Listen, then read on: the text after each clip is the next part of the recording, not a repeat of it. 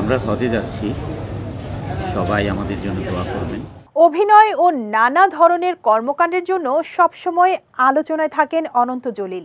এবার ঈদে তার কোনো সিনেমা আসছে না। সিনেমার খবর না দিলেও ব্যক্তিগত নতুন খবর দিলেন এই অভিনেতা।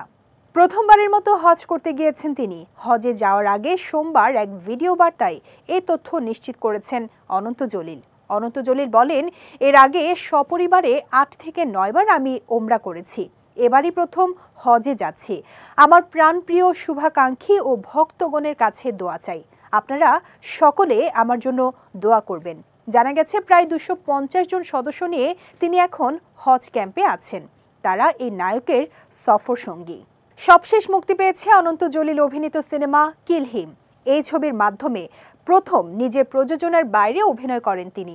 একমাত্র ওয়ালটন এসি দিচ্ছে 1 বছরের রিপ্লেসমেন্ট গ্যারান্টি এবং কম্প্রেসারের 10 বছরের গ্যারান্টি।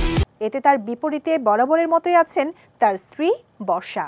এদিকে অনন্ত জলিল ব্যস্ত আছেন মুক্তিযুদ্ধ ভিত্তিক চলচ্চিত্র অপারেশন জ্যাকপট নিয়ে। এতে একটি গুরুত্বপূর্ণ চরিত্রে দেখা যাবে তাকে। রাষ্ট্রীয় পৃষ্ঠপোষকতায় নির্মিতব্য এই ছবিটি পরিচালনা করছেন দেলোয়ার জাহান ঝন্টু ও কলকাতার রাজীব কুমার।